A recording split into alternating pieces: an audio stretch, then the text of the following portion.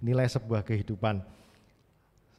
Kita akan belajar, kita ingin mengetahui dulu, ya kalau nilai itu di dalam kamus besar, ya Kamus Kata Bahasa Indonesia, nilai itu adalah berbicara mengenai harga atau taksiran yang tidak ada ukuran pastinya, lalu berbicara mengenai angka, lalu nilai ini juga berbicara mengenai banyak sedikitnya isi atau kadar atau mutu. Terus sifat, ya, atau hal yang berguna bagi kemanusiaan. Nah, lalu yang menarik di poin kelima, sesuatu yang menyempurnakan manusia sesuai dengan hakikatnya. Nah, ini di kamus besar tertulis seperti itu. Nah, sedangkan nilai kehidupan sendiri ada sesuatu sifat atau hal yang menyempurnakan kehidupan manusia sesuai dengan hakikat penciptaannya. Nah, dikatakan hakikat penciptaannya mengenai nilai angka.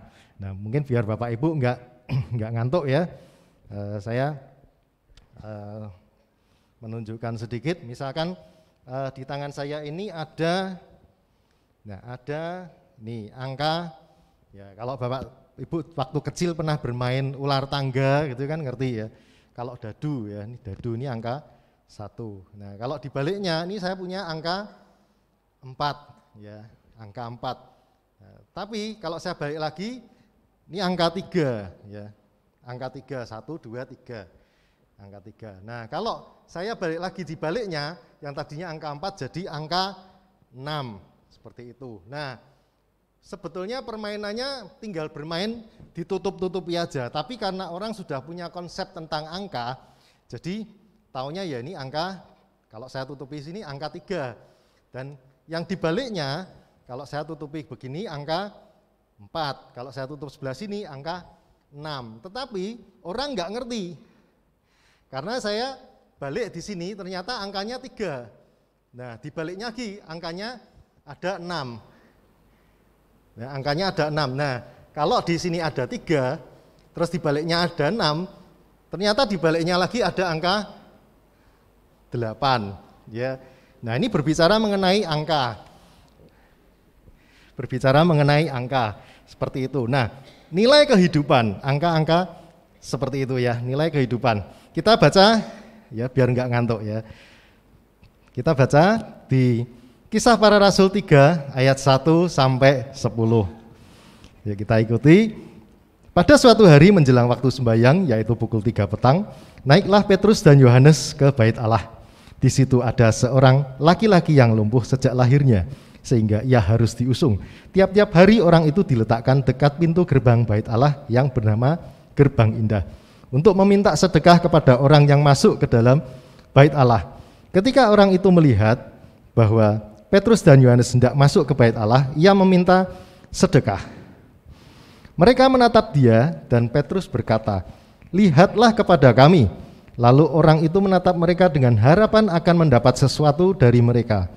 Tetapi Petrus berkata, "Emas dan perak tidak ada padaku, tetapi apa yang kupunyai kuberikan kepadamu.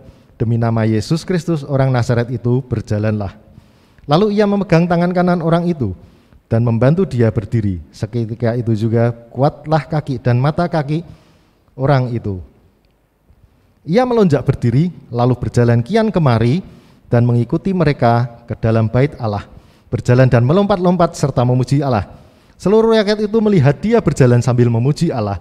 Lalu mereka mengenal dia sebagai orang yang biasanya duduk meminta sedekah di gerbang indah bait Allah, sehingga mereka takjub dan tercengang tentang apa yang telah terjadi padanya. Nah, dikatakan ketika orang melihat bahwa Petrus dan Yohanes hendak masuk ke bait Allah, orang ini meminta sedekah. Orang ini melihat ke Petrus dan Yohanes dan menatap dia. Nah, Petrus ini berkata, "Lihatlah kepada kami." Inilah yang dimaksudkan look at us, lihatlah kepada kami. Nah, secara duniawi, dunia ini menampilkan apa yang menjadi tolak ukur, menjadi nilai, ya, ketika orang memiliki kekayaan, memiliki kepopuleran, kedudukan.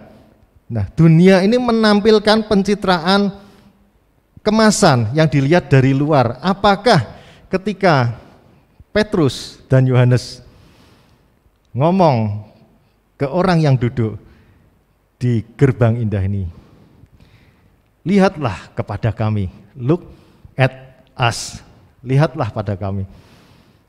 Secara materi, ya, Petrus dan Yohanes ini tidak membawa apa-apa. Ya, tidak membawa apa-apa. Kalau tolak ukur dunia, orang melihat kekayaan. Ya, nilainya diukur dari kekayaan. Berapa banyak, misalkan kalau orang punya mobil 2 dikatakan kaya. Orang punya jabatan, pekerjaan yang tinggi dikatakan orang itu pasti gajinya besar dan orang itu pasti kaya.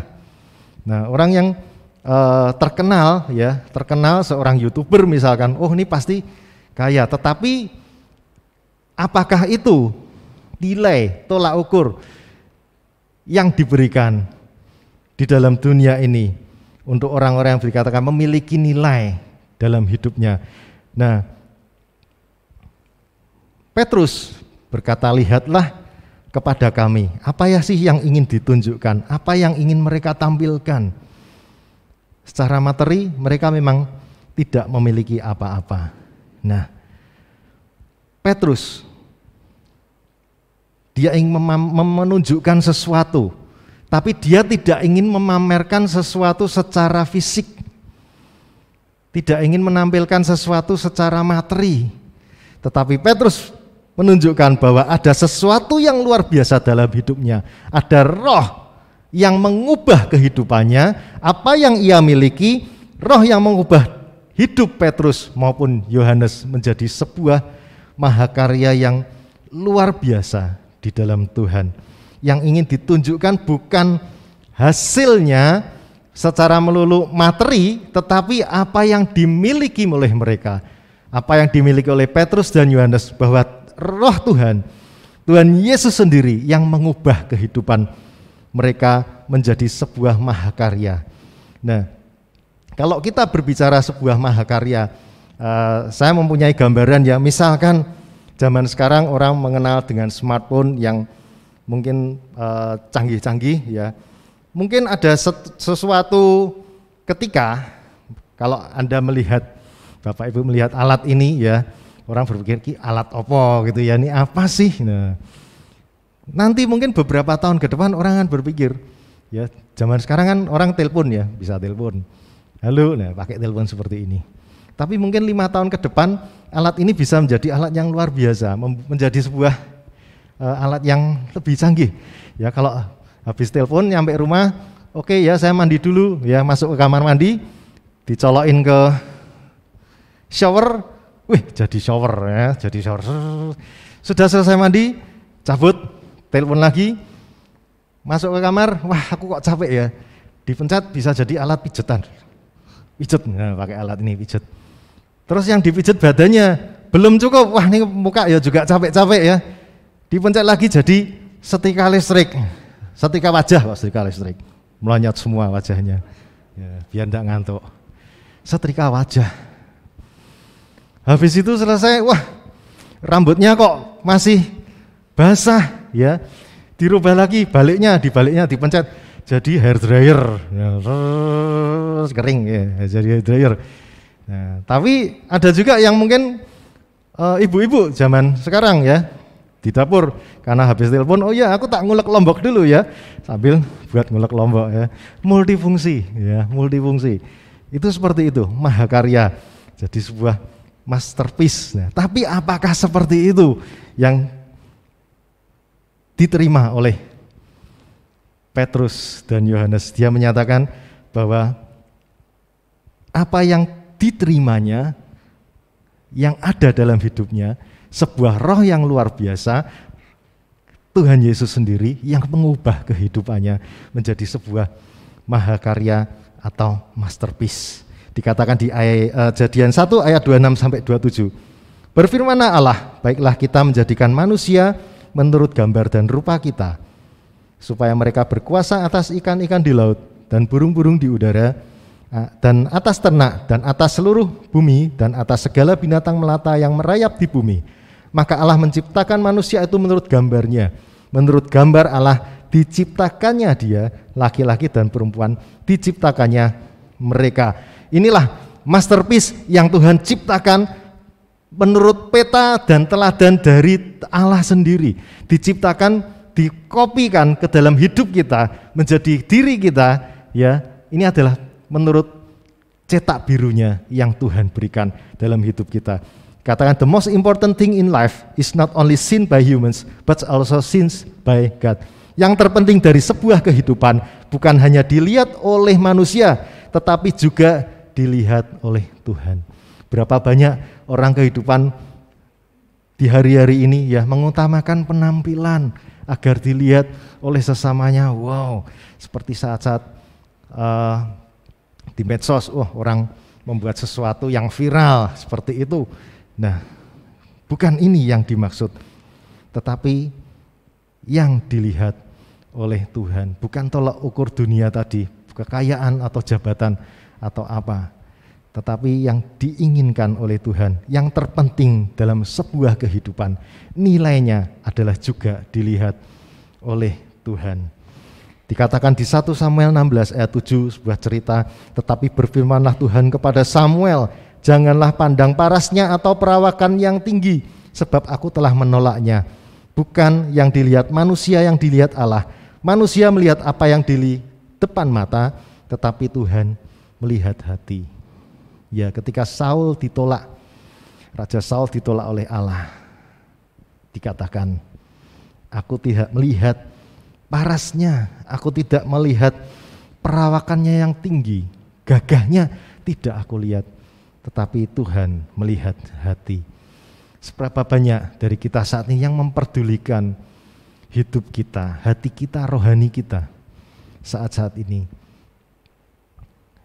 Kembali, katakan, Tuhan memandang ke bawah dari surga kepada anak-anak manusia untuk melihat apakah ada yang berakal budi dan yang mencari Allah. Berbicara mengenai mencari Allah adalah soal hati dan penyembahan. Ya.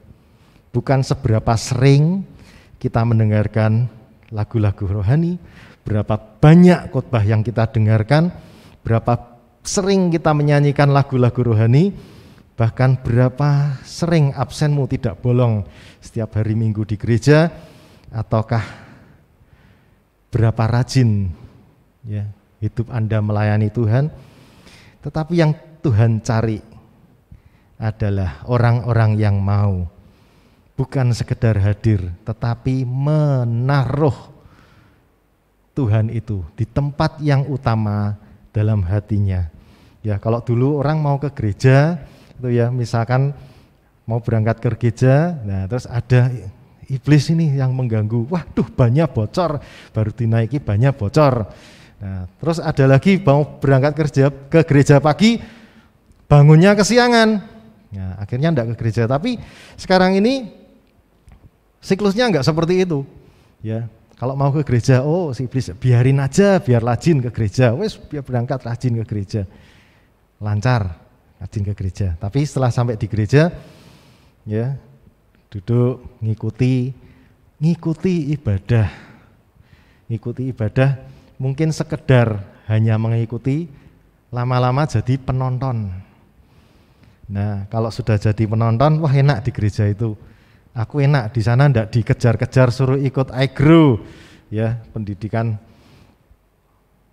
di gereja orang percaya, enggak dikejar-kejar suruh ikut Komsel, suruh iCare. Oh di sana enak, udah di situ aja nyaman. Wes pokoknya datang ibadah, dengar khotbah, pulang. Terus lama-lama di gereja dengar khotbah, ya segitu aja. Akhirnya enggak dapat terima, pulang lagi. Zona nyaman membuat kita tidak bisa berkembang. Roh kita akan pelan-pelan lama-lama akan mati. Ya, apalagi kalau terus bernostalgia. Orang bernostalgia itu senang, apalagi yang senang muter lagu-lagu lama. Wah, lagu-lagu tahun 80, lagu-lagu 90 bisa ikut nyanyi ya. Nah, bernostalgia dengan kehidupan kita yang lama. Oh, zaman dulu, wah, dosa-dosa lama mulai ngintik. Ya, karena kita di gereja enggak pernah menyuntik roh kita dengan roh yang dari Tuhan. Kita nyembah sekedar nyembah, tapi enggak mengundang masuk hadirat Roh Kudus itu dalam hidup kita. Tetapi akhirnya ya ketika kita stuck ya, lama-lama pelan-pelan, muncul kompromi demi kompromi. Ini yang berbahaya, ya, menjadi sebuah liturgi, kebiasaan, lama-lama di zona nyaman, ya, di zona nyaman. Sehingga pelan-pelan tanpa kita sadari, hidup kita ini ya, dibawa kembali ke masa-masa kehidupan lama kita. Dosa-dosa lama mulai muncul tanpa kita sadari. Akhirnya, ya ketika kita merasakan seperti itu ibaratnya ketika Tuhan Yesus sudah mati, sudah bangkit, naik ke surga. Kehidupan kita ini seperti masih mengikat Tuhan Yesus, masih menyiksa Tuhan Yesus dengan apa yang kita lakukan. Ini yang perlu kita sadari. Diri kita jauh lebih penting dari apa yang kita punya. Apa yang kita punya. Ya. Efesus 2 ayat 10. Karena kita ini buatan Allah, diciptakan dalam Kristus Yesus untuk melakukan pekerjaan baik yang dipersiapkan Allah sebelumnya. Ia mau supaya kita hidup di dalamnya. Dikatakan hidup di dalamnya, nyanya huruf kecil, jadi hidup di dalam apa? Di dalam pekerjaan yang baik, di dalam kehidupan yang baik yang dipersiapkan Allah sebelumnya supaya kita hidup. Ya, dikatakan supaya kita hidup, ya, menjadi orang yang baik, menjadi teladan yang baik, menjadi orang Kristen yang baik. Tidak menjadi orang Kristen yang biasa-biasa saja, tapi orang Kristen yang masterpiece, yang mahakarya. Ya, jangan berkata bahwa kita ini dikatakan di ayat ini kan kita ini buatan Allah. Kalau barang dikatakan ini made in China, ya, ini made in Kanada, ya, dikatakan ini buatan Allah, masterpiece, seperti itu. Ya. Siapa yang di dalam kita jauh lebih penting daripada siapa yang ada di luar kita. Ya. Apa yang ada di dalam diri kita ini yang lebih penting, ya, bukan siapa yang ada di luar kita, tetapi yang didahulukan adalah siapa yang ada di dalam kita. Itu adalah jauh lebih penting. Ayatnya, lalu orang itu menatap mereka dengan harapan akan mendapat sesuatu dari Petrus dan Yohanes. Tetapi Petrus berkata, emas dan perak tidak ada padaku, tetapi apa yang kupunyai kuberikan kepadamu. Demi nama Yesus Kristus orang Nazaret itu, berjalanlah. Dikatakan Petrus melihat dan melakukan apa yang Yesus lakukan. Ya, Petrus belajar dari Tuhan Yesus. Petrus mengatakan kata-kata itu karena dia belajar dari Tuhan Yesus. Yohanes 13 ayat 15, sebab aku telah memberikan suatu teladan kepada kamu, supaya kamu juga berbuat sama seperti yang telah kuperbuat kepadamu. Teladan Tuhan Yesus ditunjukkan kepada Petrus, lalu Petrus melakukan hal yang sama. Ketika Tuhan Yesus ada di kolam Bethesda, ya, dengan ada orang yang lumpuh, Tuhan mengatakan hal yang sama. Dikatakan, gulung tikarmu, bangkitlah dan berjalanlah. Petrus tahu, Yohanes tahu. Teladan Tuhan Yesus mereka yang lakukan saat itu. Yohanes 14 ayat 12, aku berkata kepadamu, sesungguhnya barang siapa percaya kepadaku, ia akan melakukan juga pekerjaan-pekerjaan yang aku lakukan, bahkan pekerjaan-pekerjaan yang lebih besar daripada itu, sebab aku pergi kepada Bapa, dan apa juga yang kamu minta dalam namaku, aku akan melakukannya supaya Bapa dipermuliakan di dalam Anak. Dikatakan pekerjaan-pekerjaan yang aku, ya, Tuhan Yesus lakukan, bahkan pekerjaan yang lebih besar daripada itu, ya, bisa kita lakukan. Ini janji Tuhan yang luar biasa. Ya, dikatakan di sini dengan jelas, barang siapa percaya, ya, akan bisa melakukan. Petrus percaya. Dia bukan hanya percaya, tetapi dia punya sumbernya. Dia tahu dia adalah masterpiece, mahakarya. Tuhan Yesus sendiri yang mementoring, Tuhan Yesus yang menjadi gurunya. Dan teladan Tuhan Yesus ada dalam dirinya. Dia tahu. Dia tidak melihat dosa masa lalunya ketika dia menyangkal. Tapi dia bisa melangkah menjadi teladan yang sama terhadap apa yang dilakukan oleh Tuhan Yesus. Kita kadang berpikir, beriman, melakukan sesuatu yang besar, yang luar biasa. Percaya. Tapi ketika kita lakukan, mungkin tidak terjadi apa-apa. Mungkin belum berhasil. Karena apa? Syaratnya ada di ayat 13 tadi katakan. Supaya Bapa dipermuliakan di dalam anak. Apa yang kita lakukan, apakah memuliakan Tuhan atau memuliakan hidup kita sendiri? Apakah menyenangkan hati Tuhan atau menyenangkan hati manusia atau hati kita? Ini yang dimaksud, apa yang di dalam kita lebih penting daripada apa yang di luar. Kalau kita bisa menyenangkan Tuhan, itu lebih penting daripada kita menyenangkan manusia, apa yang ada di luar kita. Yohanes 14 ayat 14, jika kamu meminta sesuatu kepadaku dalam namaku, aku akan melakukannya.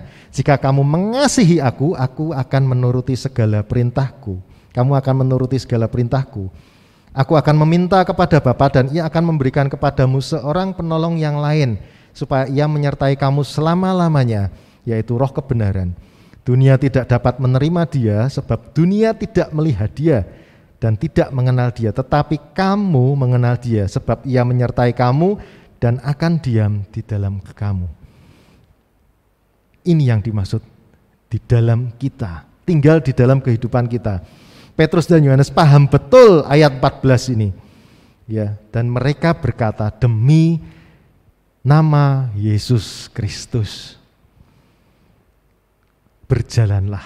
Dia berkata seperti itu. Dan itu terjadi, mujizat terjadi. Berapa banyak dari kita yang harus belajar apa yang kita miliki, apa yang kita miliki dalam hidup kita ini, kita benar-benar menjadi teladan Kristus. Sehingga ketika kita bergumul dalam masalah kita, dalam apapun yang kita hadapi, kehidupan-kehidupan berat yang kita hadapi, tekanan demi tekanan mungkin, pergumulan dalam setiap pekerjaan, ketika kita percaya apa yang ada dalam hidup kita, yang ada dalam diri kita, Roh Tuhan yang menyertai kita, Roh Kudus yang ada dalam kehidupan kita, ini akan mengubah segalanya, mengubah semuanya ini menjadi sesuatu yang luar biasa. Apa yang kau simpan di dalam hatimu itu yang akan terpancar keluar dalam perkataanmu. Apa yang ada dalam hidup kita ketika kita simpan, itu nantinya yang akan keluar. Kalau kita menyimpan hal-hal yang tidak baik dalam hidup kita, tanpa kita sadari sesekali itu yang keluar. Mungkin dalam perkataan kita, dalam tindakan kita, itu muncul. Ada gambar kompas, ada gambar kompas di situ. Kita belajar, kita mau belajar, gambarnya seperti kompas. Kompas itu kalau diletakkan di tempat yang benar, dia akan selalu menunjukkan arah mata angin yang benar. Arah mata angin utara dan selatan. Walaupun dia digoyang, diputar bagaimanapun, dia akan tetap menunjuk ke utara dan selatan. Walaupun tulisannya waktu kita geser, dia berbeda, tetapi jarumnya tidak bisa mendustai arah utara dan selatan. Demikian hidup kita sebagai orang percaya. Bagaimana kalau hidup kita ini punya arah yang benar kepada Tuhan. Hidup kita ini punya arah yang benar kepada Allah yang di atas. Ketika kita digoyang, ketika kita digeser, hati kita, kehidupan kita selalu tertuju pada Tuhan, sehingga arah kita tidak pernah salah, hidup kita tidak pernah melenceng dari apa yang sudah ditetapkan Jadi ketika kita memiliki kebenaran itu dalam hati kita, kasih Tuhan yang hidup dalam hidup kita, itu akan terpancar dari apa yang kita lakukan, apa yang kita perkatakan. Tinggal apa yang kita simpan dalam hidup kita. Ya, ini ada gambar bejana. Bejana menjadi bernilai bukan karena bejananya, tetapi apa yang ada di dalamnya. Ya, jadi kalau bejana ini diisi air putih, ya orang akan menilai air putihnya. Kalau diisi anggur yang mahal, ya anggurnya yang dilihat. Ya, tetapi bejana ini juga penting. Kita ini ibarat bejana-bejana dari tanah liat. Kita ini bernilai di hadapan Tuhan. Mungkin ketika melihat satu dengan yang lain, oh bejananya ini masih retak. Ya. Ada yang lain masih dipoles, ada yang lain lagi masih bolong, ya. Ada yang lain lagi masih kehilangan ini pegangannya gitu ya, masih cuil-cuil. Ya. Ada yang masih dibentuk, ya. Masih dibentuk separuh. Ada yang sudah selesai, belum dicat, belum diapa-apain. Kita tidak bisa ngomong satu dengannya, kamu masih bolong. Padahal hidup kita ini juga pegangannya belum sempurna. Tapi yang lebih penting apa yang ada di dalam bejana ini, di dalam hidup kita, itu adalah yang paling penting. Ya, seberapa kita mau mengisi hidup kita dengan apa yang dari Tuhan, itu adalah yang paling penting. Jangan pernah merasa hidup kita ini sempurna. Ketika melihat sebelah yang bejananya masih belum diwarnai, oh kamu masih belum diwarnai, masih belum sempurna. Di hadapan Tuhan kita sama semua, tidak ada yang sempurna. Tapi di dalam Tuhan, ketika kita mau menerima ya isinya ini, yang dikatakan apa yang ada di dalam hidup kita, itulah yang akan menyempurnakan kita. Terlebih ketika Tuhan Yesus Kristus benar-benar ada dalam hidup kita. Sebagai kesimpulan, hidup kita ini bernilai dan berharga karena memiliki Yesus Kristus. Jadilah teladan seperti Kristus teladan kita. Ketika kita mengikuti teladannya, apa yang menjadi bagian dari Tuhan, kita bisa lakukan dalam pelayanan kita. Isilah bejana hidup kita ini dengan hal-hal yang berharga, hal-hal yang dari Tuhan. Tuhan adalah harta terbesar yang kita miliki, biarkan Dia yang mengisi hidup kita. Amin. Mari kita datang kepada Tuhan, kita nyanyikan lagu Ku Menyembah-Mu. Kita masuk ke dalam hadirat Tuhan. Kita rindu Tuhan sendiri yang menjamah kehidupan kita, semakin menambahkan api rohnya dalam hidup kita. Terima kasih Tuhan. Terima kasih.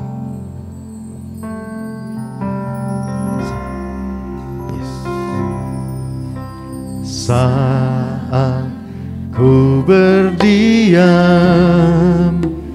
ku bersyukur buat anugerah-Mu, yes Lord.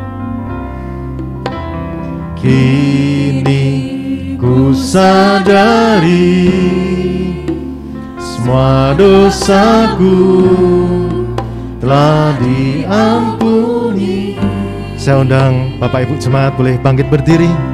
Saat ku renungkan kebaikan-Mu dalam hidupku, kini ku sadari ku berharga, yes Lord, di hadapan-Mu, dan ku menyembah-Mu. Angkat tangan kita tinggi ke atas, katakan kau mengasihi Tuhan Imu dengan senap hati, senap jiwaku dan kekuatanku. Katakan sembah Dia, ku menyembah-Mu Tuhan. Aku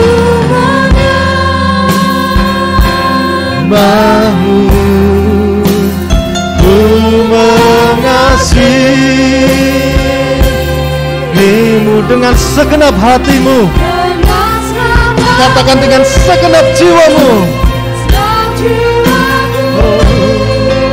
dan kekuatanku, ku menyembahmu Tuhan. Bahu ku mengasihimu dengan segenap hati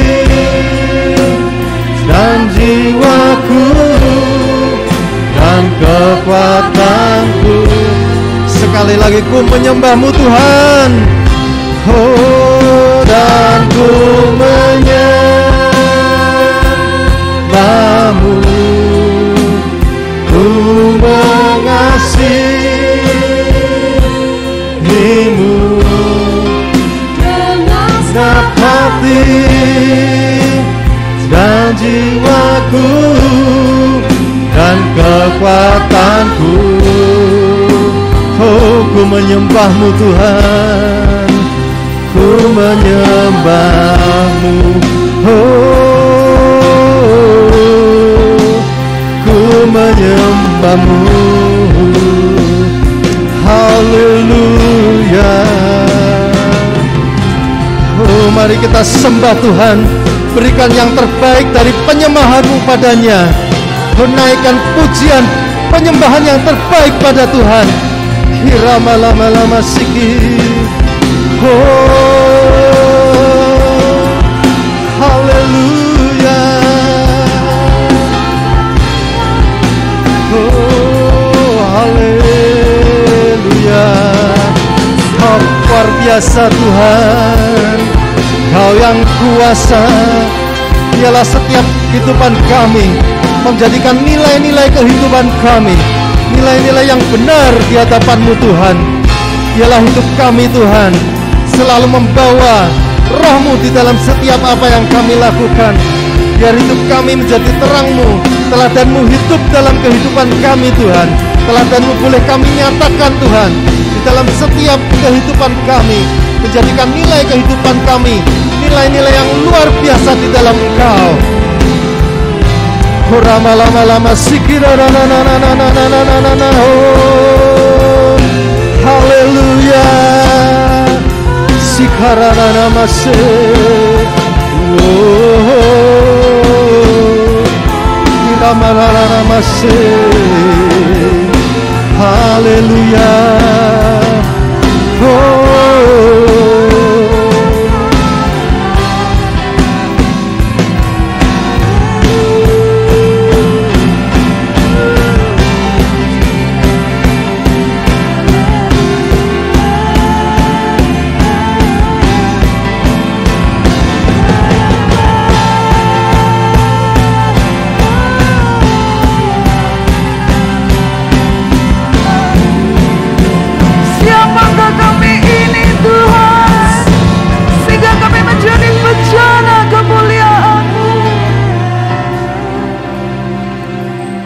hidup kami bernilai karena Engkau Tuhan. Hidup kami berharga karena Engkau di dalam kami.